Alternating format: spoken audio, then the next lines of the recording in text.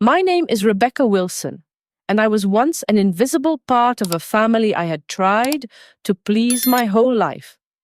It was a life built on appearances, expectations, and an illusion of love. But one phone call changed everything. I was sitting in a conference room reviewing multi-million-dollar merger contracts for a prestigious client when my phone buzzed. It was a text from my dad. The message lit up my screen. "Don't come to the family reunion.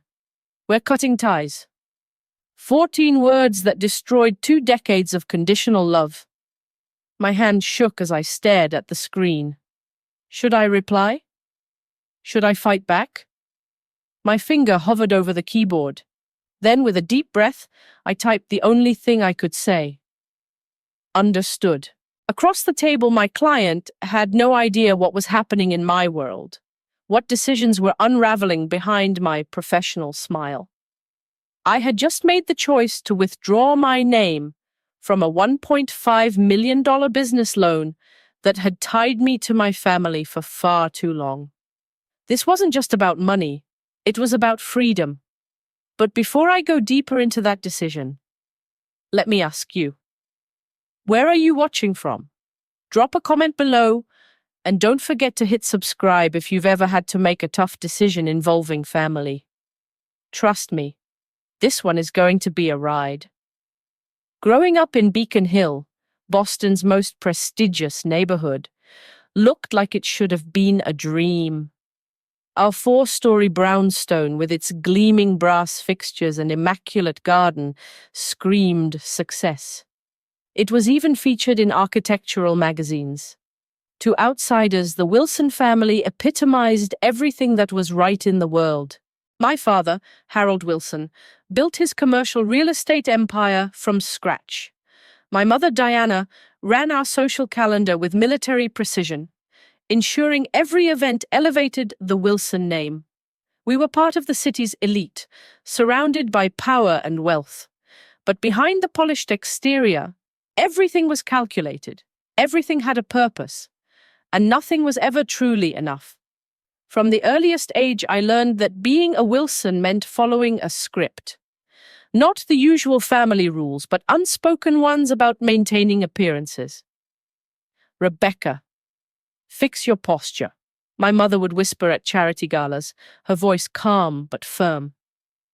"Rebecca, your grades are excellent, but Thomas has been accepted to the debate team," my father would say, somehow making my straight A report card feel insignificant next to my older brother's accomplishments.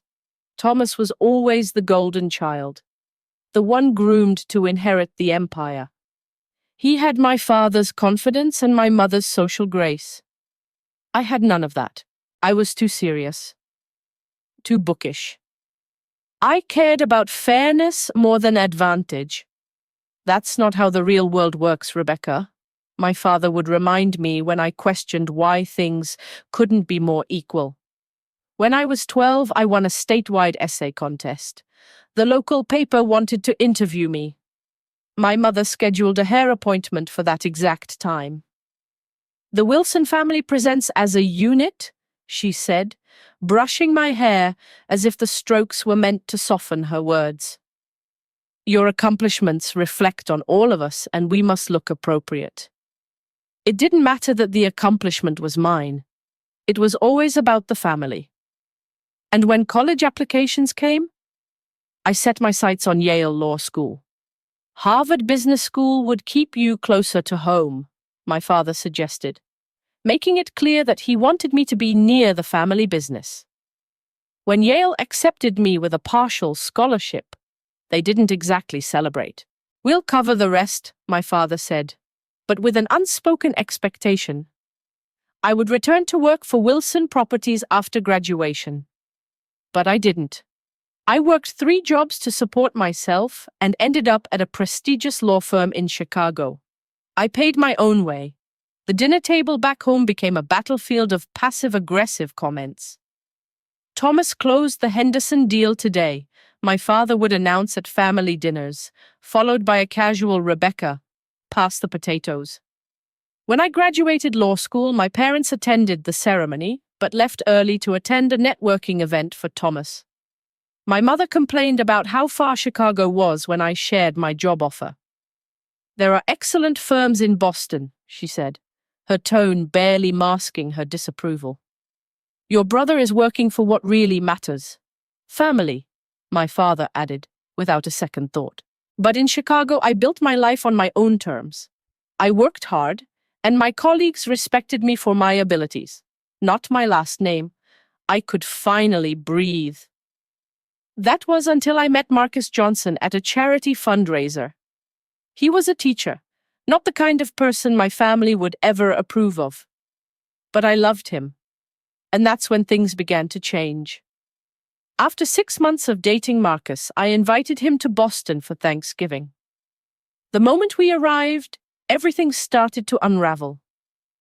The disaster began when Marcus excused himself to take a call from one of his students. That was when my mother, in her polished, calculated manner, whispered just loud enough for me to hear. "A teacher." Her voice dripped with judgment as she eyed him from head to toe. "Rebecca, you could have your pick of suitable partners. Why choose someone so limited?" she asked, her words barely veiled. I could feel my blood boiling, but I didn't react. Instead, I responded, trying to keep my composure. "He's not limited, Mother. He's changing lives," I said, hoping she would understand. "Changing lives at what salary?" my father cut in, his tone sharp, dismissive. "Not everything is about money," I argued, trying to defend Marcus.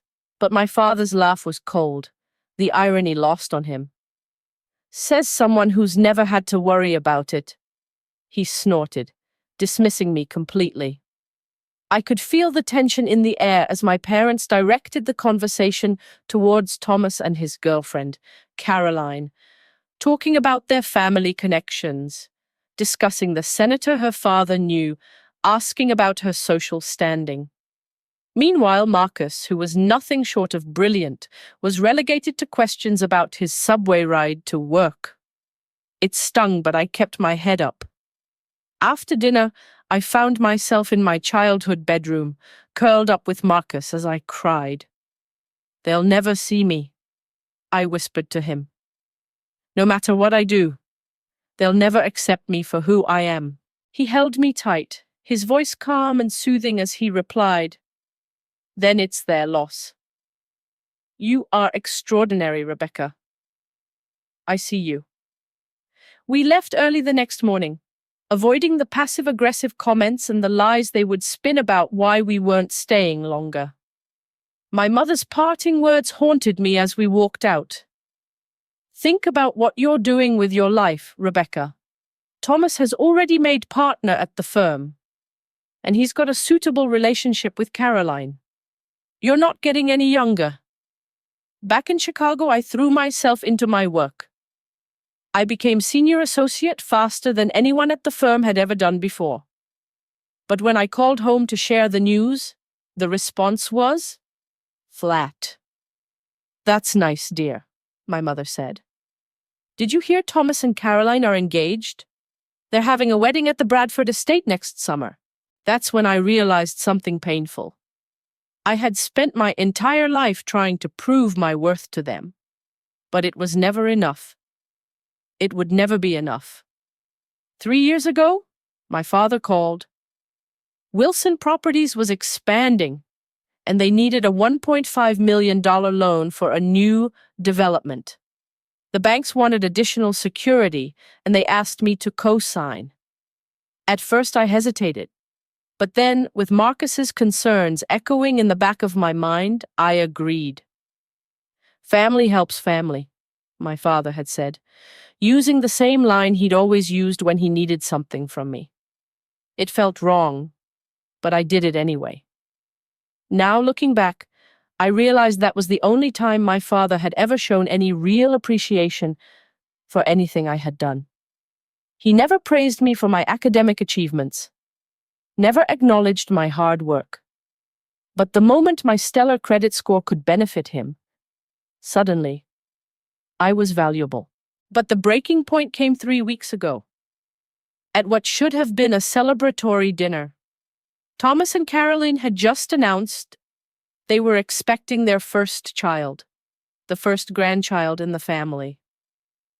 My parents rented out the entire rooftop restaurant at the Mandarin Oriental Hotel in Boston, and Marcus and I flew in specially for the occasion.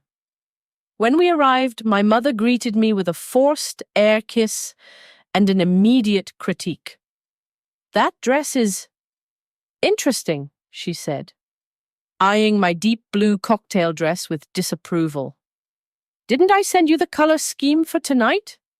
"You didn't, actually," I replied, already feeling the familiar sting of disappointment. "Well, everyone else managed to coordinate," she said, waving me off. "Never mind. At least you're here." The night went downhill from there. Throughout the dinner, my parents fawned over Caroline and Thomas, congratulating them on their soon-to-be grandchild and Thomas's new position as the youngest senior partner at Wilson Properties. My accomplishments, like usual, were barely acknowledged. Then came the question I hadn't expected. Caroline turned to me, her blonde hair glowing under the chandeliers, and asked with a sweetness that made my skin crawl, "Will you be bringing Marcus to the family reunion next month?" "Family reunion?" I asked, confused. "I haven't heard anything about it." The silence at the table was deafening, and my mother, with a practiced calm, quickly replied, "It must have slipped my mind. It's at the Cape House, 4th of July weekend." 3 weeks from now? I looked at my father, who suddenly became very interested in his lobster. "No, you definitely didn't mention it," I said, my voice shaking slightly with anger. Later that night, I overheard my parents talking to Thomas and Caroline in the hotel lobby while Marcus went to get our coats. My father said, "We thought it best not to have Rebecca and her teacher at the reunion. The Bradfords are bringing the governor, and the Merrick's son from Goldman Sachs is attending. It needs to be the right atmosphere." The words stung. They were ashamed of me. Again. When Marcus returned, I was standing by the window, staring out at the Boston skyline. He wrapped his arms around me as I whispered, "They're ashamed of us. They've been lying to the family about why I won't be at the reunion, an event they never even told me about." Marcus, as always, was steady, unshaken by their cruelty. "Their shame has nothing to do with you," he said. "It's about them, not you." I went back to Chicago, but the next few weeks were consumed by the Willis merger. I needed the distraction, and I threw myself into it. Then one day I got the news. I had secured the deal, bringing the firm its biggest client of the year. Patricia, my boss, called me into her office, clearly impressed. "Rebecca, this is exceptional work," she said, sliding a folder across the desk. "The partners have taken notice. We're putting you on track for early partnership consideration." For a moment, I felt elated. This was my moment. But then, almost without thinking, I reached for my phone to call my parents and share the good news. I stopped myself mid-motion. What was the point? The news would be met with polite indifference, and then quickly redirected to Thomas's latest achievement or Caroline's pregnancy updates. Instead, I called Marcus.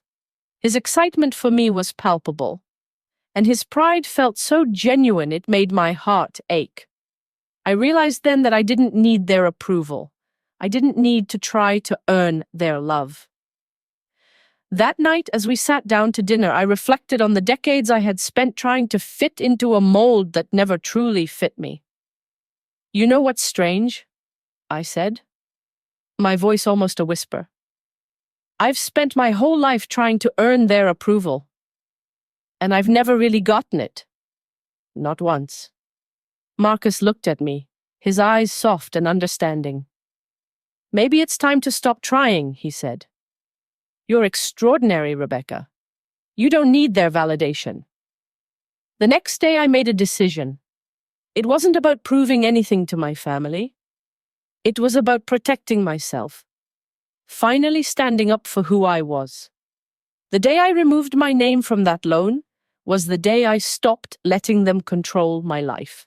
It was a decision I had never imagined I'd make, but deep down I knew it was the only way forward. The tension with my family had reached its peak, and for the first time I was choosing to prioritize myself over the constant need for their approval. But even after making that decision, there was still one crucial step left: legally untangling myself from the $1.5 million loan I had co-signed 3 years ago. I spent the afternoon researching my options as a co-signer. The reality hit me hard. By keeping my name attached to that loan, I was risking my own financial future. If Wilson Properties defaulted, I'd be on the hook for the entire amount, no matter how much I tried to distance myself from the business. The thought of it made my stomach churn. My parents' betrayal felt like a constant weight around my shoulders, and now I was bound to them, not just emotionally but financially as well. It was time to cut that final thread. I called Jennifer Murphy, my personal attorney, to get the ball rolling.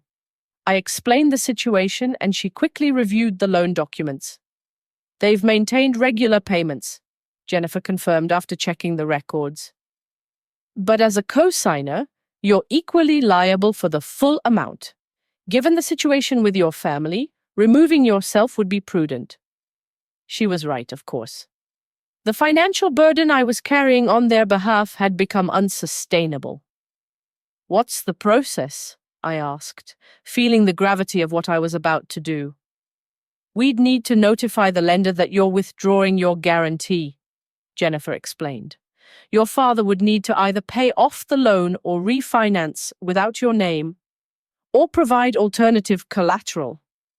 If he refuses, there will likely be significant issues for Wilson Properties." I sat back in my chair, processing what she was saying. The decision I was about to make wasn't just about removing myself from their control. It was about freeing myself from the ties that had bound me to a family that only valued me when it suited them. 3 decades of trying to earn their love had led me to this point. I had spent my entire life conforming to their expectations, but now it was time to take back my power. "I want to move forward with it," I said, finally. "Draft the paperwork and I'll sign it tomorrow." That evening, Marcus listened patiently as I explained the situation. "Are you sure about this?" he asked, his voice gentle but concerned. "It's a major step."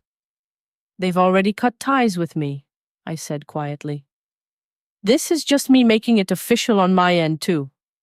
They might see it as retaliation, but I see it as self-preservation." Marcus nodded, his expression softening with understanding. "I support you completely." It was strange. In that moment, a sense of peace washed over me. The decision had been difficult, but it felt right. For the first time in my life, I was no longer tethered to my family's expectations. Their shame, their rejection, it no longer had power over me. The next day, I signed the papers. It was a formal process, a cold legal procedure. But it felt like an emotional release. The finality of it was both liberating and terrifying, but most of all, it was necessary. That afternoon, I met Jennifer in her office to complete the paperwork. She handed me the documents, her eyes sharp as she watched me read each page. I skimmed through the clauses, each one meticulously worded, but I didn't feel the usual pressure to make sure I didn't make a mistake. I wasn't just signing my name to these documents.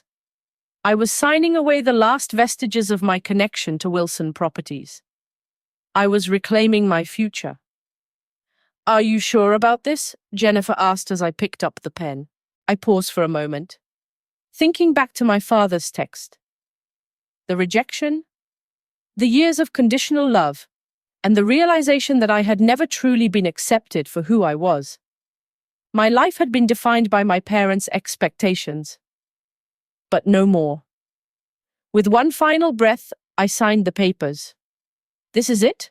I said, my voice steady. "I have never been more certain of anything in my life." Jennifer processed the paperwork quickly, and we left the office together. I could feel the weight of the decision settling in, but for the first time in years, I wasn't weighed down by guilt. I had made the choice to stand on my own, and no one could take that away from me. Back at my office, I threw myself into the Willis merger. It was a welcome distraction from everything that had happened. As much as I wanted to focus on what my family would think, the truth was I had a job to do, and it was something I had earned on my own. I didn't need them to validate my success anymore. It was mine. That night, Marcus texted to check in. "Everything okay?" he asked.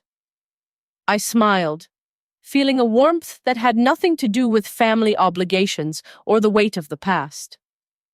"Yes," I replied, "just working late. See you at home soon."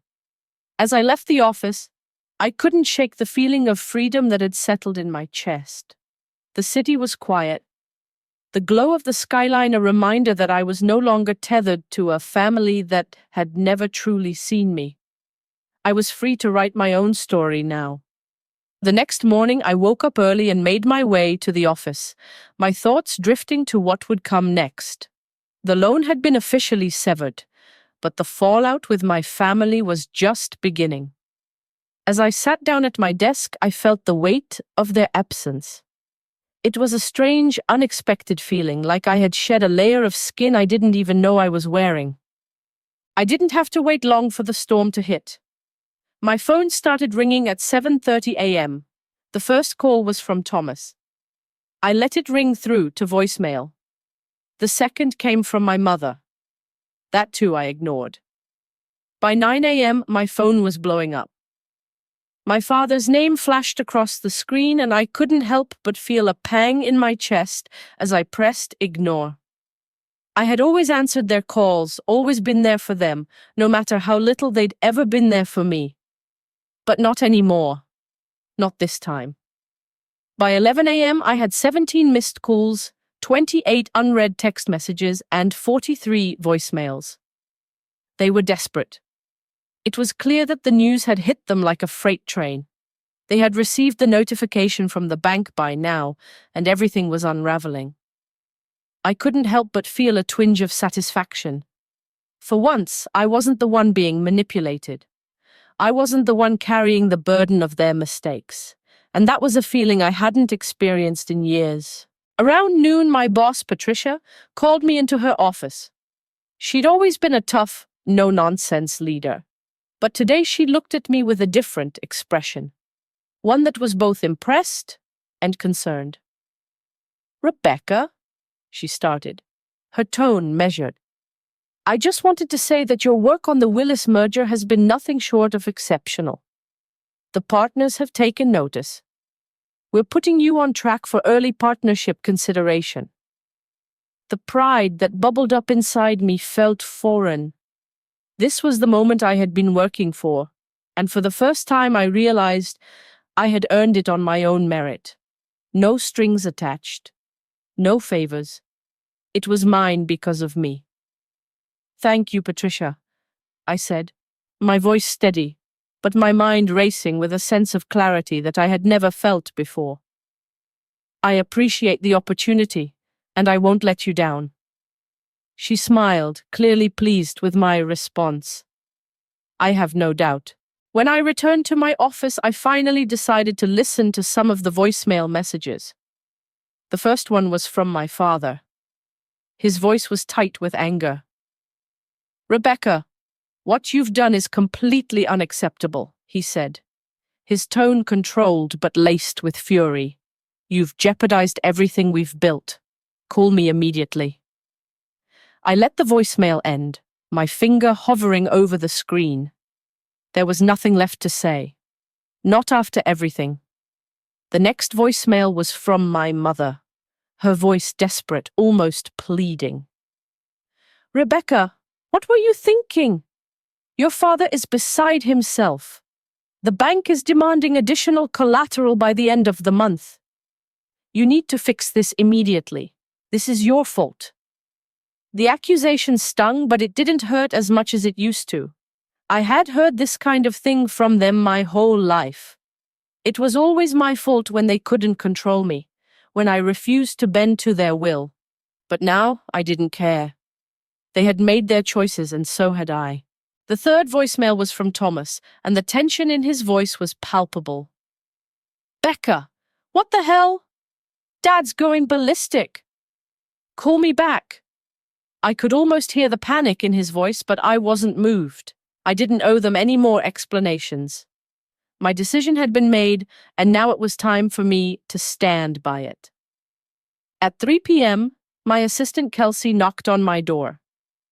Rebecca, there's a call for you online too. He says he's your father's attorney, and it's extremely urgent. I had no intention of picking up, but Kelsey was insistent. He's very persistent, she said. He said it's a family emergency. Take a message, I said calmly, knowing that whatever it was, I didn't want to deal with it right now. I had a job to do, and I was going to do it. I'm in meetings all afternoon. Kelsey hesitated for a moment before nodding. Got it. The rest of the afternoon passed without incident, and I felt a sense of relief I hadn't expected. For the first time in years, I wasn't dealing with family drama, wasn't trying to balance their crises with my own career. I was free to focus on what mattered: my work, my future. At 5 p.m., my father's accountant called again, and I let the phone ring out. By then, I was getting used to ignoring their attempts to pull me back into their world. I was done. That evening, Marcus and I went out for dinner at our favorite restaurant. We didn't talk much about my family. I didn't need to. For once, I felt like I was in control of my own story, no longer trapped in their narrative. I'm proud of you, you know, Marcus said as we sipped our wine, his hand gently brushing mine across the table. Thanks, I said, smiling softly. It feels like I'm finally figuring things out. You are, he said simply. And I'm glad to be here with you, every step of the way. That night, as I lay in bed, I thought about everything that had led me to this moment. The years of trying to earn love that was never truly given. The constant fight to be seen, to be valued. And then I thought about Marcus, about the life we were building together, free from the toxic hold of my family. I closed my eyes, feeling a sense of peace settle over me. I had made the right choice. The next morning, I woke up to a wave of calm that I hadn't felt in years. It was as if I had shed the last remnants of a heavy burden. The decisions I had made were finally starting to sink in, and I could feel the shift in my mindset. The chaos of the last few days, the texts, the calls, the pressure from my family. It was all beginning to feel distant. I was reclaiming my life, my power, and my peace. I arrived at work to find my inbox flooded with emails and updates. But there was one that caught my attention immediately. A notification from my attorney, Jennifer. She had sent over an update about the paperwork regarding the loan withdrawal. I opened it, reading through the details carefully. Everything was moving along as expected. Wilson Properties would have to find new collateral or pay off the loan without my name on it. There were no more strings attached. I had done what I needed to do, and now I could move forward with a sense of finality. As I read the email, my phone buzzed with a text. It was from Thomas. It read, "Dad wants to meet. I need you to hear him out. He's not the same man you think he is." I stared at the screen for a moment, the message stirring something inside me. A part of me wanted to ignore it. After all, I had already made my decision. I had cut ties with my family, and I was no longer willing to go back into that toxic web. But there was a small, nagging voice in my head that told me I owed it to myself to hear what they had to say. Maybe this was the closure I had been looking for. I took a deep breath, feeling the weight of the decision. Fine, I typed. I'll meet him. But only for an hour. I have a meeting at 1. The response came quickly. Thank you. He's in Chicago tomorrow. The Palmer House. Noon. I put my phone down, feeling a strange mix of emotions. On one hand, I was resolute in my decision. I had made it clear that I was no longer willing to play the role of the dutiful daughter, constantly seeking approval. But on the other hand, a small part of me wondered if there was something more I could do, something to heal the wounds that had festered for years. The truth was, I wasn't sure what to expect from this meeting. I didn't know if my father would try to manipulate me again, or if he would finally admit the truth about how he had used me all these years. Either way, I knew I couldn't let him control me anymore. This meeting would be for me, not for him. The morning passed in a blur of meetings and emails. By the time noon arrived, I was ready. I took a moment to center myself, then grabbed my coat and headed out the door. The Palmer House was just a short drive away, but it felt like a lifetime. When I arrived, I took a deep breath as I entered the lobby. The elegant surroundings, crystal chandeliers, marble columns, frescoed ceilings, felt like a world I had once belonged to. But now, it seemed foreign, almost suffocating. I wasn't part of this world anymore. Not in the way I had been raised to believe. I spotted my parents immediately. They were seated in the corner of the lobby lounge, my father checking his watch impatiently. He didn't look up as I approached, his face impassive, as if he were prepared for a confrontation. My mother, on the other hand, looked up at me with a mixture of shock and guilt. Her usual polished demeanor had cracked, and for the first time I could see the vulnerability in her eyes. "Rebecca," she said, reaching for my hand. I allowed the contact, but it felt distant, like a gesture that had lost its meaning. I sat down across from them, feeling the weight of the moment. "I can only stay for 45 minutes, I said, my voice calm but firm. "I have a client meeting at 1. My father's jaw tightened. "This family emergency takes precedence over any meeting," he said, his voice low, but the authority was still there. I didn't flinch. "Not for me," I replied evenly. "What do you want to discuss?" A waiter arrived, and my father ordered coffee for himself and tea for my mother without consulting her. I asked for sparkling water, something simple and unassuming. The conversation began. "We've put you in an impossible position," my father began. "The bank is demanding additional collateral. We don't have liquid access to what's needed, and we're having to sell off assets at a significant loss."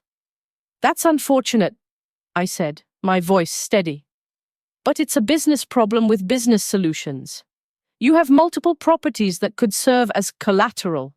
If the loan's terms are too difficult, you can renegotiate. I'm not part of that equation anymore." My father's voice rose slightly before he caught himself. "Rebecca, this is vindictive and childish." "Harold," my mother intervened softly, placing a hand on his arm. "Let's stay calm." She turned to me, her voice softening in that familiar persuasive tone, the one she used for difficult donors at charity events. "Rebecca, sweetheart, we understand you were hurt by your father's message. It was poorly worded, sent in a moment of frustration. Of course, we don't want to cut ties with you. Really, we don't." I didn't believe her. "Not anymore." "Don't try to rewrite history, Mom," I said, my tone colder than I intended. "When you told me not to come to the reunion, when you made it clear that I didn't fit the family mold, when you dismissed Marcus as if he were nothing, that wasn't frustration. That was your truth." My mother flinched, her eyes darting to my father. He remained silent, his gaze fixed on me, the hardness in his face growing more pronounced. "We gave you every advantage," my father said coldly, his voice sharp. "The best schools, the best connections, the best opportunities, most people would kill for what you had. And you gave me things," I shot back. "But not love, not acceptance, not respect." The silence between us was thick, suffocating. The waiter returned with our drinks, and we all fell quiet. It felt like the calm before a storm. "Dad," I said, breaking the silence, "you've put me in a position where I had to choose between family and self-preservation. And I chose me." A flicker of discomfort crossed my father's face, but it quickly disappeared, replaced by the same cold mask he had worn for years. "What will it take to get you to reinstate your guarantee on the loan?" he asked, his voice businesslike now, as if this were just another negotiation. "It's not happening," I said simply, my resolve unwavering. "I've removed myself from the financial entanglement with Wilson Properties. And that's final." His face flushed with anger. "You would jeopardize this family's legacy out of spite?" "No," I said, my voice calm, "out of self-preservation." Before he could respond, Thomas appeared at the table, looking harried. "Sorry I'm late," he said, taking a seat next to me. "Traffic from the airport was brutal." My father's face tightened, but he didn't say anything. Thomas looked at me, his expression softening. "Rebecca, I never agreed with cutting you out of the family," he said quietly. I studied him for a moment, unsure of how to respond. He continued, "I've been complicit in how this family treated you. I accepted the favoritism because it benefited me. But I'm done with that. I'm here because it's time for the truth." The truth hung in the air, and for a moment, it felt like the weight of it all was too much to bear. I had spent years trying to earn the love and approval of my family, bending myself into a shape they would accept. But now, as I sat there with Thomas at my side, the reality of our situation was finally sinking in. Everything I had been told, everything I had believed about family and loyalty was crumbling. My father, who had always been the towering figure in my life, now seemed small. His power, once so absolute, had started to slip away. I could see it in the way he refused to meet my eyes, the way his mouth tightened when he spoke. The cracks were showing. For the first time, he was vulnerable, and it made me feel a strange sense of relief. "You don't have to keep defending him," I said to Thomas, my voice calm but firm. "I know what's been happening. It's not just about the loan. It's about everything. It's about how I've been treated my whole life." Thomas sighed, his face full of regret. "I know, Rebecca, and I'm sorry. I should have stood up for you long ago. But I didn't. I was too busy protecting my own position. And I'm sorry for that." For the first time in my life, I felt like I was seeing Thomas for who he really was. Not just my brother, the golden child, the one who could do no wrong in my parents' eyes, but a man who had been complicit in the same toxic environment that had shaped me. The weight of that realization settled heavily on me. He wasn't the villain I had always imagined him to be, but he wasn't the hero either. "What does that even mean, Thomas?" I asked, my voice steady but full of emotion. "What does it mean that you're sorry now? How do you fix all the years I've lost? How do you fix the fact that I was never enough? How do you fix the fact that I've spent my entire adult life trying to live up to a standard that was never mine to begin with?" His eyes softened with the kind of sadness that only comes from truly understanding the depth of someone else's pain. "I don't know, Rebecca," he admitted quietly. "But I know this. I never wanted you to feel like this. And I've been wrong, so wrong, for letting you." I looked at him, feeling a flood of emotions that I hadn't expected. Maybe it wasn't too late for him to change. Maybe there was still room for us to rebuild some kind of relationship, even if it could never be the one we had imagined growing up. For a long moment, no one said anything. My father sat in silence, his hands clasped in front of him, his face unreadable. My mother, who had been so quick to smooth things over, seemed to have lost her usual grace. She sat with her head bowed, her fingers nervously tapping on the table. The entire family dynamic had shifted, and it felt like we were all suddenly strangers to each other. Finally, my father spoke, his voice low but full of authority. "This is a business problem, Rebecca. We need you to reinstate your guarantee on the loan. It's the only way to keep Wilson Properties afloat. The bank is demanding collateral, and we don't have enough." I felt a flicker of anger rise in me, but I pushed it down. I had already made my decision. I wasn't going back. Not for them, not for the family legacy they kept forcing on me. Not after everything. "I'm not going to do it," I said firmly. "I've already made it clear. You don't need me anymore. You've made it clear enough." My father's jaw tightened, and I could see the anger building behind his eyes. He wasn't used to being denied, used to having everything fall into place when he made demands. But I wasn't going to bend this time. Not anymore. "You don't understand," my father said, his voice shaking with barely contained rage.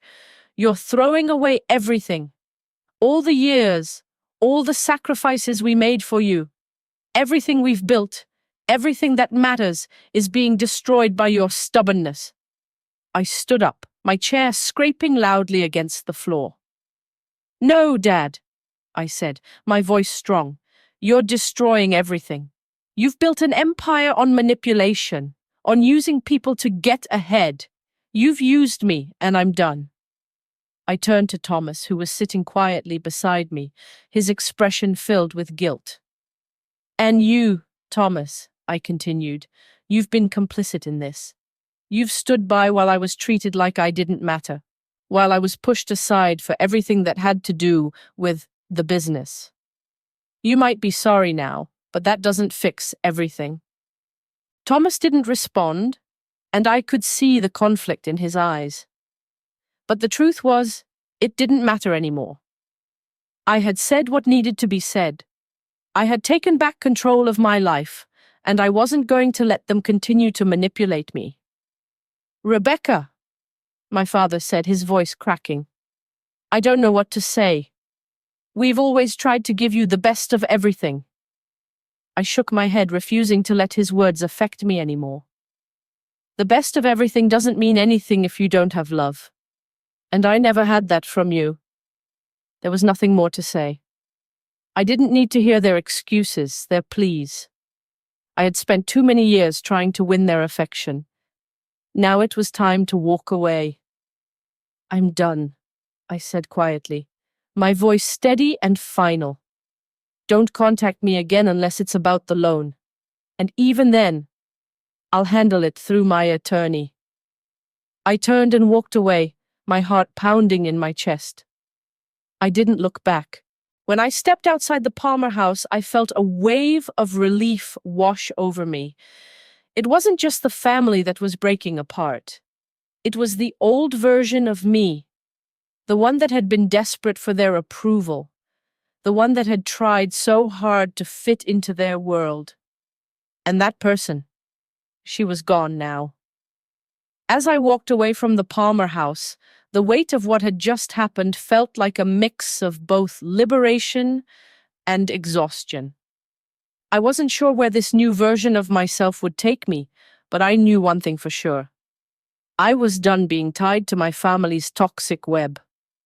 The moment I had left that room, I had stepped into a new chapter, one where my choices would no longer be dictated by their expectations or their manipulation. The sky was overcast as I made my way back to my car, the clouds hanging low as if mirroring the heaviness in my chest. But beneath that weight, there was an unfamiliar sense of freedom, a feeling I hadn't had in a long time. It wasn't easy, and I knew that what I had just done would come with its own set of consequences. But for the first time in my life, I wasn't afraid to face them. Marcus was waiting for me when I got home. He could always tell when something was off. And as soon as I walked through the door, he gave me that look, the one that said he knew something had shifted. I didn't have to say anything. He just held me, letting me lean into him as if to remind me that no matter what my family thought, I wasn't alone. "You look like you've been through a storm," he said softly, his hand brushing through my hair. I smiled faintly, grateful for his presence. "It's been a storm of my own making," I replied, my voice barely above a whisper. "But it's over now.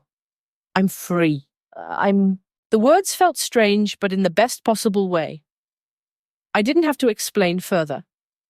Marcus understood. He had been by my side through every high and low, never once asking me to compromise who I was for anyone. And for that, I was grateful. That night, as we sat down to dinner, I couldn't stop thinking about everything that had happened. I had faced the people who had once been my whole world, the ones who had raised me with their rules and expectations. I had heard their excuses, their justifications, and I had rejected them. For the first time, I had chosen myself over their image of who I was supposed to be.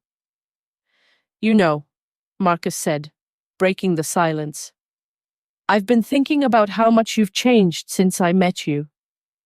You've come such a long way." I looked at him, my heart swelling with emotion. "I've been trying to get there for a long time," I said quietly.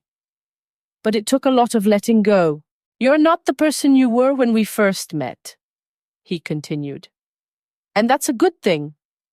You've learned how to stop being weighed down by their expectations. And that's something I admire about you."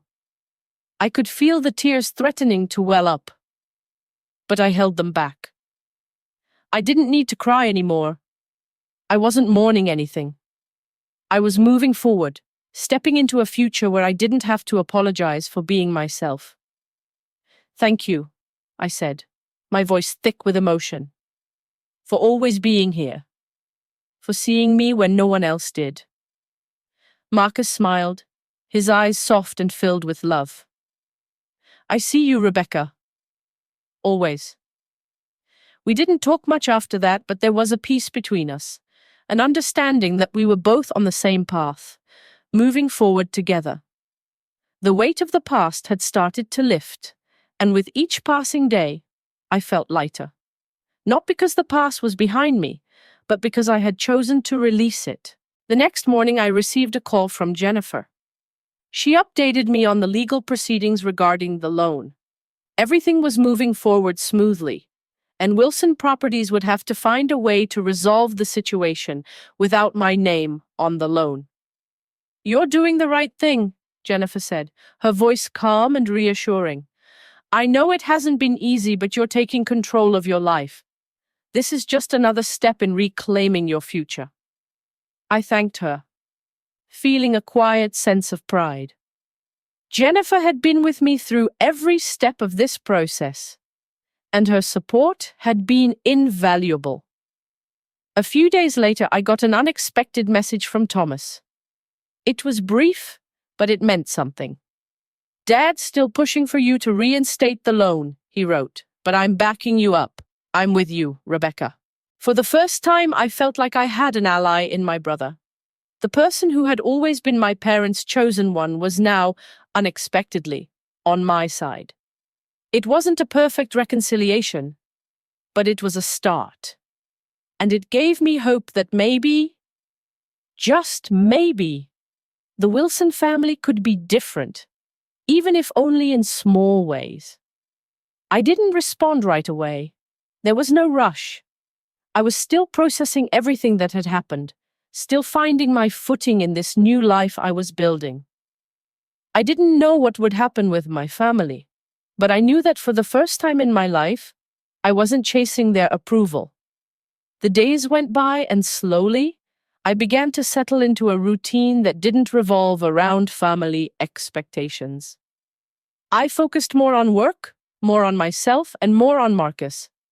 I started thinking about what kind of life I truly wanted to build, not the one that was dictated to me by my parents' image of success. Then, one evening, Marcus surprised me with a dinner reservation at a small, intimate restaurant.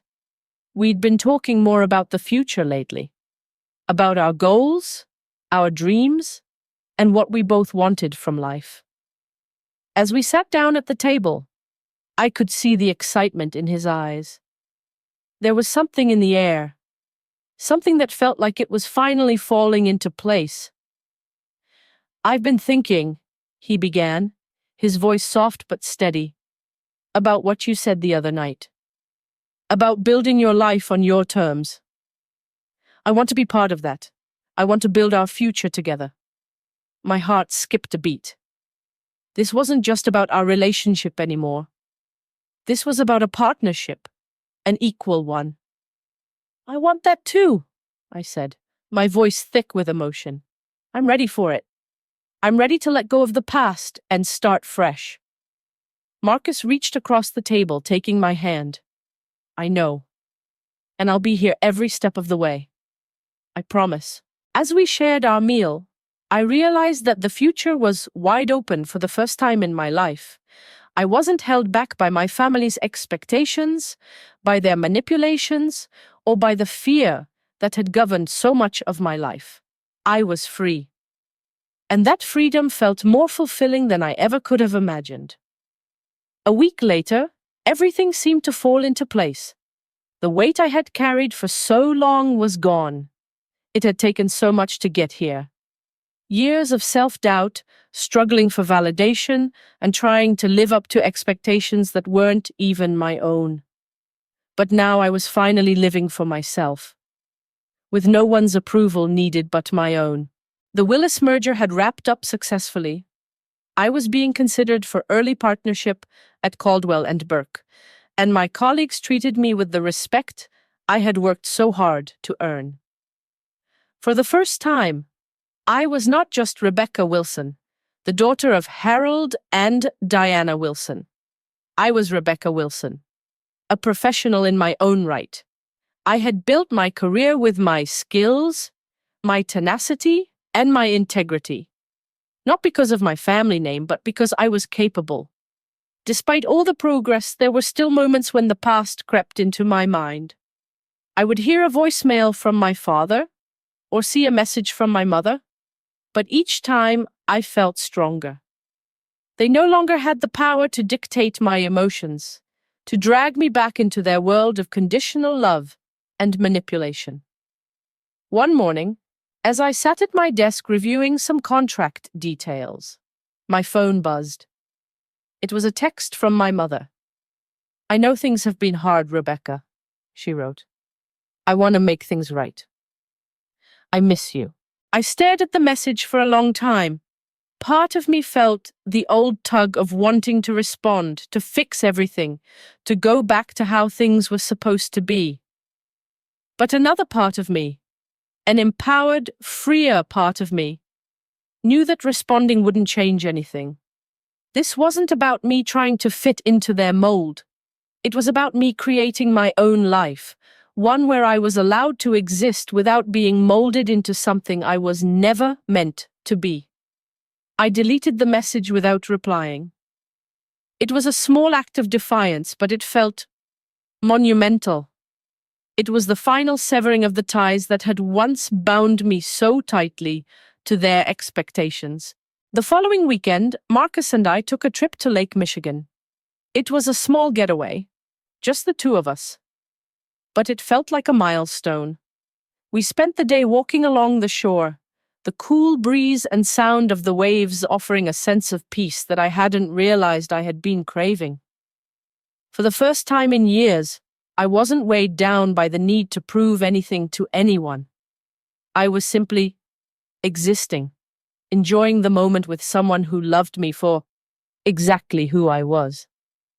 That night, as the sun began to set, Marcus stopped walking. He turned to face me, his expression serious but filled with warmth. "Rebecca Wilson," he said, taking a deep breath. "You're the strongest, most brilliant person I've ever known. I love you and I want to spend the rest of my life with you. Will you marry me?" The world seemed to pause for a moment. I looked at him. The man who had seen me at my lowest, who had supported me when I had nothing to give but my broken heart. And for the first time I felt truly seen, truly loved. Not for what I could do for him. Not because of the family name I carried, but because of who I was, at my core. "Yes," I whispered, the word coming out more easily than I had imagined. "Yes. Absolutely yes." Marcus grinned, slipping the ring onto my finger. It wasn't the biggest diamond and it wasn't the flashiest, but it didn't need to be. It was perfect in its simplicity, just like the life we were building together. As we stood there, hand in hand, watching the sunset paint the sky in shades of gold and pink, I realized that this was the beginning of something new. My life was no longer defined by the Wilson name or the business that had held me captive for so long. It was mine now, and the possibilities were endless. We returned home from the trip with renewed energy. The phone calls and texts from my family continued, but they no longer affected me the way they once had. My father's threats, my mother's guilt trips, they were just noise in the background of a life I was building on my terms. One evening, a few weeks later, my phone rang. I didn't recognize the number, but something told me it was important. I picked up. "Rebecca." Thomas's voice came through, sounding more vulnerable than I had ever heard it. "I've been thinking a lot about everything that happened, and I want to apologize. Not just for what I did, but for not being there for you when you needed me the most. I've realized that I've been complicit in all of this, living for the family's image instead of for what really matters. I want to make things right. And I'm here for you, no matter what." I was silent for a moment, processing his words. This wasn't the apology I had expected, but it was the one I needed. It was honest. It was real. "Thank you, Thomas," I said finally. "That means more than you know." We didn't resolve everything in that conversation. In fact, it was just the beginning of a long, slow process of rebuilding trust and understanding. But for the first time, it felt like we were on the same page. And that was enough. Later that week, I got a call from Marcus. He had some news to share. He'd been offered a position to teach at a prestigious school, one that would require us to move. The opportunity was amazing, but it would also mean more changes, more adjustments. "Do you think we're ready for this?" he asked, his voice filled with excitement and a touch of uncertainty. I smiled, feeling the warmth spread through me. "Absolutely," I said. "We've been through so much and we've made it this far. Whatever comes next, we'll face it together." As I ended the call, I realized that everything was falling into place in a way I had never imagined. The challenges I had faced with my family had taught me more about who I was and what I wanted than I could have ever anticipated. And now, with Marcus by my side, I knew we were ready to take on the world. The weeks that followed felt like a whirlwind. With the news of Marcus's job offer, we started planning our next steps. The move would take us to a new city, a new chapter, but it also meant leaving behind everything I had known. The thought of relocating was exhilarating, but there was also a sense of unease. Moving meant cutting the last ties with Boston, with my family.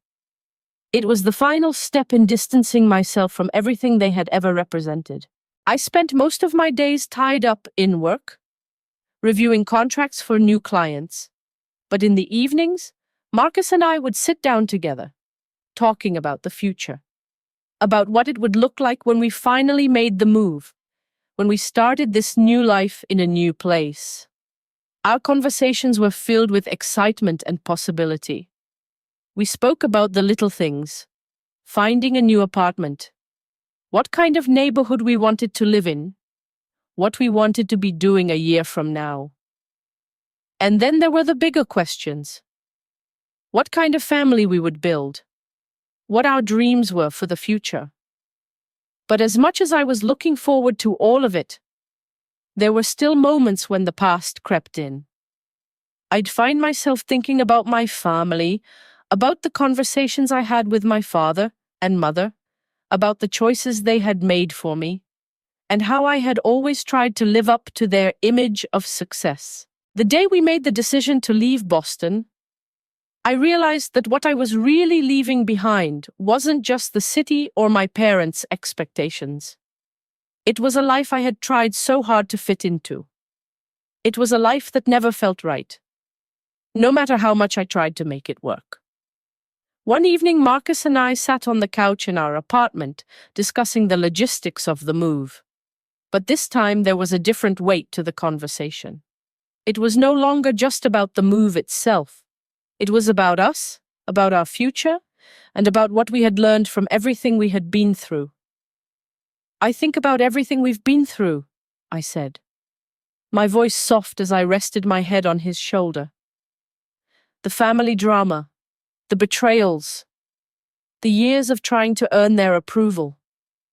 And it's all behind us now. But I'm still processing it, still figuring out what it all means. Marcus nodded, his hand gently rubbing my back. It takes time. I know this move is a big step, but I see how much you've grown, how much you've changed. And I'm proud of you for not letting them define who you are. I looked at him, my heart swelling with gratitude. I couldn't have done it without you. You've always been here for me, even when I wasn't sure what I wanted. We're in this together, he said simply, squeezing my hand. Wherever we go next, it's going to be a new beginning for both of us. And it was. A new beginning. Not just in terms of where we were going to live, but in terms of how we were going to live. This move wasn't just a physical relocation. It was a chance to redefine ourselves, to build a life based on our own values, our own goals. It was a chance to leave behind the shadows of the past and step into the light of our future. The following weeks were a blur of packing, sorting through belongings, and preparing for the next chapter. As I packed up my office, I couldn't help but reflect on how far I had come. From the young girl trying to live up to her parents' impossible standards, to the woman who was now taking control of her own future, everything had changed. I had taken the risks, made the difficult decisions, and faced the consequences. But I had never been more certain that I was on the right path. One night, as we were wrapping up the packing, I sat down on the couch and looked out the window. The city lights of Chicago stretched out before me, and for the first time, I felt a deep sense of peace. This was my life now. And for the first time, it was mine to live as I saw fit. No more trying to fit into someone else's mold. No more pretending to be someone I wasn't. I had earned this, and it felt good. Ready for the next chapter? Marcus asked from the other side of the room, his voice filled with quiet excitement. I smiled, feeling the weight of everything we had been through. More than ready, I said, standing up to join him. Let's go make it happen. The days flew by as we finalized our move. As we left Boston behind, I couldn't help but feel a sense of finality. I wasn't just leaving behind my family's expectations. I was leaving behind the version of myself that had tried to live up to those expectations. I was stepping into a future that was defined by me, not by anyone else. When the day came to leave, we loaded up the car and made the drive to our new home. It was a quiet journey, but one filled with anticipation. We had no idea what lay ahead, but we were excited to find out. As we arrived at our new apartment, I felt a sense of relief wash over me. This was our fresh start, our new chapter. The world outside was wide open, and for the first time in my life, I felt like I was exactly where I was meant to be. The transition to our new life was smoother than I had expected. Chicago became the canvas where I could finally paint the picture of who I wanted to be, without the smudged lines of family pressure, without the weight of legacy and expectation dragging me down. Every little detail of setting up our new home felt like a small victory. The bare apartment slowly transformed into a space that was uniquely ours, a reflection of the new life we were building together. There were no grand gestures or expectations here, just the two of us, carving out a future based on mutual respect, love, and a sense of purpose that we had found together. As the weeks passed, we settled into our new routine. Marcus continued teaching, and I threw myself into my work at the firm. It felt like a fresh start, like a chapter where the pages were no longer dictated by my past. I focused on the projects that excited me, the cases that challenged me, and the clients that respected me for my expertise rather than my family connections. But there were still moments when the past would creep in. It wasn't the constant barrage of texts or calls that had once weighed me down, but the lingering ache of wondering whether I had made the right choice. Had I done enough? Had I closed the door on the right family? The right opportunities? The guilt would occasionally surface, and I would catch myself reflecting on everything I had left behind. My father's cold texts, my mother's carefully orchestrated judgments, Thomas's quiet complicity. One evening, as Marcus and I sat down for dinner, I couldn't keep it to myself anymore. The thoughts that had been swirling in my mind for days spilled out before I even realized I was speaking. "Do you ever think about them?" I asked, my voice hesitant. "I mean, about what I left behind?" Marcus set down his fork, his eyes soft with understanding. "I think about them sometimes," he said quietly. "But I don't think about them in a way that makes me question the choices you made. You did what you had to do. You freed yourself."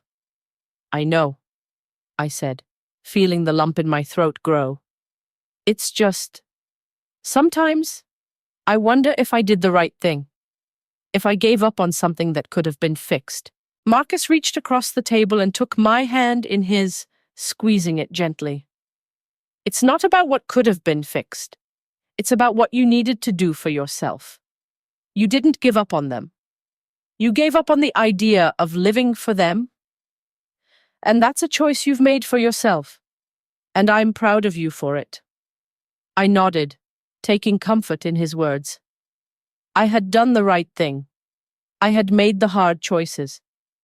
And while they hadn't been easy, they had been necessary for me to live authentically. I wasn't going to let the remnants of the past haunt me anymore. My future was wide open, and it was up to me to define it. The next few weeks passed in a blur of work, unpacking the last few boxes and getting used to our new rhythm of life. I started to feel like I belonged here, like I had finally found my place, not in the shadow of anyone else but in my own right. My identity was no longer tied to my family's expectations. It was mine, and I was proud of who I was becoming. One afternoon I received an unexpected email. It was from Thomas. I hadn't heard from him in a few weeks, and when I saw his name in my inbox, I hesitated before opening it. "Rebecca," the email began. "I know we haven't spoken much since our conversation at the Palmer house, but I wanted to let you know that I've been thinking a lot about everything. I want you to know that I see what you did. I see how you've rebuilt your life, and I'm proud of you. I'm sorry for everything I did and didn't do. You were always more than what our family saw, and I regret not seeing that sooner." I felt a surge of mixed emotions as I read his words. There was something genuine in them, a kind of apology that I hadn't expected but had needed. He didn't ask for anything in return. He wasn't trying to fix what couldn't be fixed. He was simply acknowledging the truth. And in doing so, he gave me a sense of closure that I hadn't realized I needed. I sat for a moment, contemplating what to do. For years, I had longed for my family to see me, to appreciate me for who I was, not just for what I could provide them. And now, after all this time, Thomas had done that, without expecting anything in return. I typed a reply, my hands steady as I formed the words. Thank you, Thomas. I appreciate your words. It means more than you know. I'm not sure what the future holds for us as a family, but I do know this. I'm finally living my life on my own terms, and I'm at peace with that. I hit send, feeling a sense of weight lift off my shoulders. I wasn't forgiving him. I wasn't asking for anything more. But I was letting go. I was no longer holding on to the family that never saw me. I was moving forward, and that was enough. Weeks later, I ran into an old acquaintance from Boston at a networking event. She recognized me right away, and after exchanging pleasantries, she mentioned my family. How my father had been calling in favors to try to cover up the financial issues at Wilson Properties. They're in trouble, she said, her voice laced with sympathy. But I hear they're doing everything they can to avoid the fallout. It's a mess. For a moment, I felt a pang of guilt. Maybe I could have done more to help them. But then I remembered how much I had sacrificed for them. How much of myself I had given up just to be accepted. And in that moment, I realized something profound. I wasn't responsible for their choices anymore. I had built a life for myself, and I was proud of it. Later that night, I told Marcus what I had learned. He listened quietly, and when I finished, he said, "You can't carry their burdens anymore, Rebecca. You've done everything you could. Now it's your turn to live for yourself." And he was right. It was my turn. I wasn't going to be burdened by their problems, their expectations, or their manipulations. I was free. And for the first time, I was truly living on my own terms. The weeks that followed were filled with small but significant moments of joy. The kind that felt real and genuine. Things I had never experienced when I was wrapped up in the constant push and pull of my family's demands. Marcus and I settled into a rhythm that was uniquely ours. The days were full of purpose, and the nights were filled with quiet moments of togetherness. We took walks through the city on weekends, exploring new neighborhoods and finding hidden gems in a city that felt like home. We spent evenings cooking dinner together, laughing about the little things, and dreaming about the future we were building. It wasn't perfect, but it was ours. And for the first time, I felt truly content with what I had. As the months passed, I found myself reflecting more on the choice I had made to leave my family behind. It wasn't a decision I had taken lightly, and there were still moments when I missed certain aspects of the life I had known. Especially the parts that had once made me feel like I mattered. But the more I lived in my new reality, the clearer it became that I had made the right choice. One afternoon, as I sat in my office reviewing contracts, my phone buzzed with a message. It was from Thomas again. This time, the message was brief but direct. "I know this is a lot to ask, but I need to speak with you. It's about the business." I paused, staring at the screen. My heart skipped a beat, unsure of what this could mean. Was he trying to draw me back into their world? Or was there something more to it? I hadn't heard from him much since our last conversation, and I wasn't sure what to expect this time. I stared at the message for a moment, then took a deep breath. This was my life now. I didn't have to answer if I didn't want to, but something told me that this was the moment I needed to face. Not for my family's sake, but for my own. I had made the decision to step away, but that didn't mean I couldn't face them on my own terms. I typed a quick response. I'm listening. Thomas's reply came almost immediately. Can we meet? I'll be in Chicago next week for business. I'd like to talk. I hesitated. There was a part of me that wanted to avoid this conversation altogether. But another part of me, maybe the one that had finally accepted my worth, separate from their expectations, knew that this conversation was inevitable. I had been avoiding it, but I couldn't run from it forever. Where and when? I replied, my fingers steady on the keys. He suggested a cafe downtown, a quiet spot near the lake. I agreed, and we set a time for the following Tuesday afternoon. The days leading up to our meeting were filled with a mix of anticipation and anxiety. I didn't know what to expect from Thomas or what he was going to ask of me. But what I did know was that I was no longer the same person who had left Boston so many months ago. I had grown, I had healed, and I had learned how to stand up for myself. Whatever he had to say, I was ready. On the day of our meeting, I arrived at the cafe early, my heart pounding with the kind of nervous energy that only comes from facing unresolved pasts. I wasn't sure what I was walking into, but I knew that whatever happened, I was going to walk away stronger than I had been before. Thomas was already seated when I arrived. He looked different. There was a weariness to his face, and for the first time, I could see the toll that my family's expectations had taken on him. He had always been the golden child, the one who had it all together. But now, there was a vulnerability in him that I hadn't seen before. Rebecca, he said, his voice tentative. Thank you for meeting me. I nodded, sitting across from him.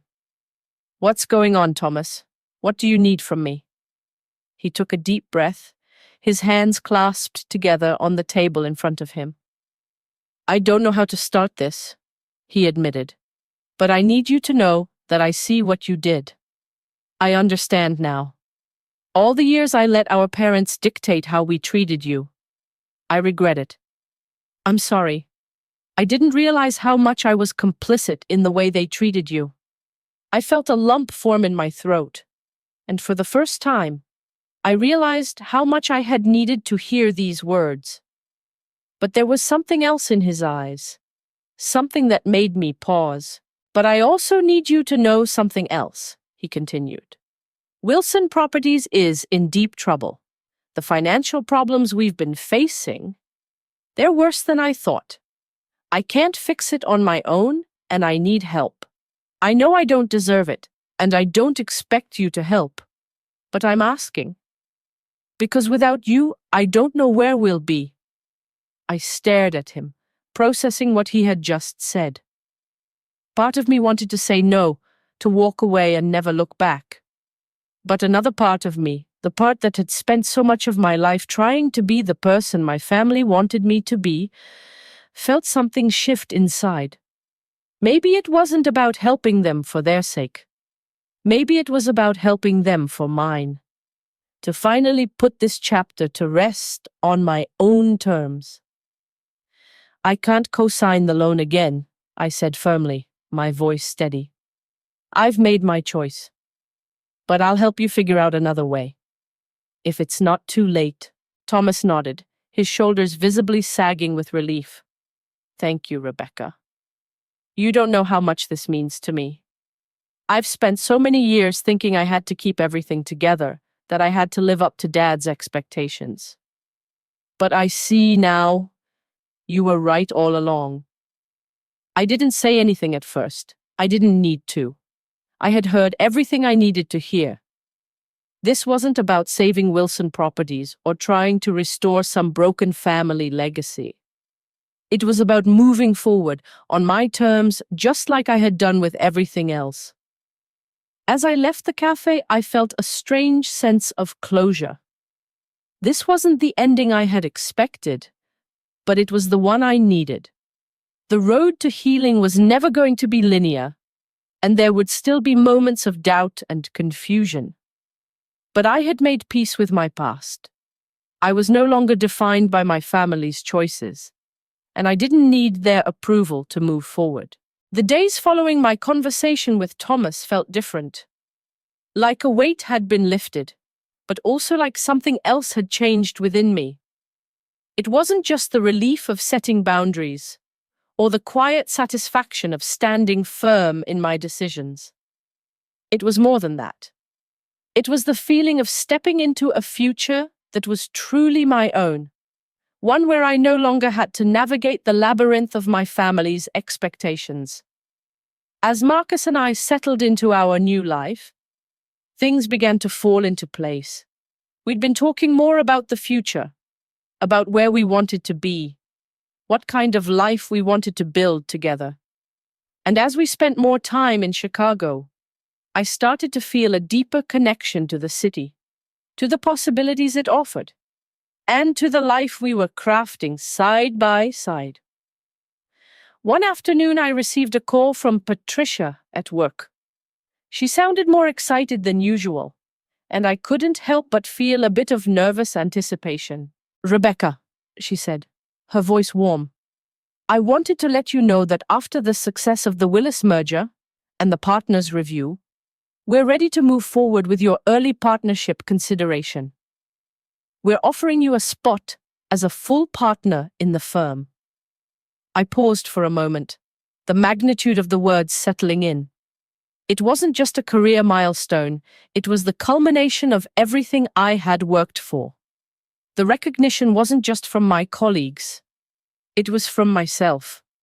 I had worked hard, not just to build my career, but to build a life where I could stand on my own without needing anyone's approval. "I'm honored," I replied, my voice steady but filled with emotion. "Thank you for believing in me." The phone call ended, but I sat there for a while, letting the reality sink in. I had made it. I had come from a place where I had constantly felt like I wasn't enough, to a place where I was finally being recognized for my talent, my skills, and my hard work, and my heart. Later that evening, I shared the news with Marcus over dinner. I could see the pride in his eyes, and it filled me with warmth. "You did this, Rebecca," he said softly. "You earned this. I'm so proud of you." And I was proud of myself too. For the first time in my life, I was standing tall. Not because of my last name, not because of anything my family had given me, but because I had built something that was mine, something real. The next few weeks passed quickly as I finalized my transition to full partner at Caldwell and Burke. The work was intense, and I spent long hours at the office, but for the first time I didn't mind.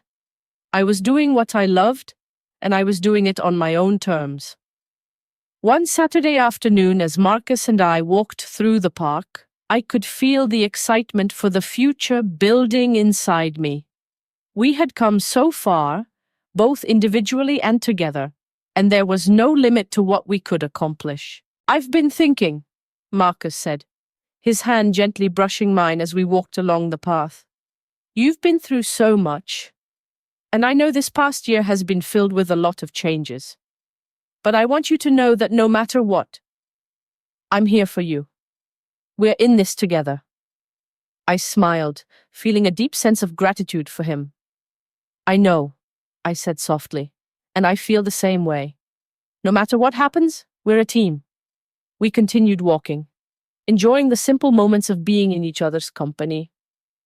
And for the first time, I truly felt like I was exactly where I was supposed to be. The next month, as I sat in the office reviewing the final details for an important contract, my phone buzzed with a text from my mother. It had been a few weeks since I had last heard from her, and I had long since stopped hoping for any meaningful communication. "Rebecca," the text read, "I know you've been busy and I respect that, but I just wanted to say that I'm sorry for how things have gone. I realize now that I've been too focused on appearances, on the wrong things. I love you, and I want you to know that. I stared at the message for a long time. Part of me wanted to respond, to reopen the door to some form of relationship with her. But then I remembered everything I had gone through to get here. The years of silence, the years of trying to be something I wasn't. Instead of replying, I deleted the message. It wasn't out of anger, but out of the simple understanding that I didn't need to go back. My peace, my life, was built on the decisions I had made to leave them behind. I wasn't going to allow their guilt to pull me back into the cycle of trying to earn their love. Later that day, I spoke to Thomas again. This time, his voice was different. Less burdened by the family expectations, more genuine. I wanted to thank you again, he said, for everything. You've done more for me than you realize. I'm still learning how to be a better person, a better brother. I felt a small flicker of warmth in my chest. We all have to learn, Thomas. But it's not too late. It's not, he agreed. And I'm going to keep trying. It wasn't the ideal reconciliation, but it was progress. And sometimes, that's all we can ask for. People change in their own time, and sometimes that change comes too late. But at least now I could see that there was hope for some sort of healing in the future. Maybe not a perfect family, but a family that had learned to respect each other's boundaries. By the time Marcus and I had settled into our new life, I felt like I had everything I had ever wanted. A successful career, a loving partner, and a life that I had built on my own terms. There were still challenges ahead, but I no longer saw them as obstacles. They were simply part of the journey. And with Marcus by my side, I knew we could handle anything. As the months passed, everything in my life began to fall into place. The whirlwind of moving to Chicago, finding my own identity, and stepping into a new professional chapter had all led me to this point. A place of peace and stability. I had faced so much in my past. My family's expectations, their rejection, their manipulation. But now I had finally freed myself from it all. Marcus and I had built something real, something grounded in mutual respect and love.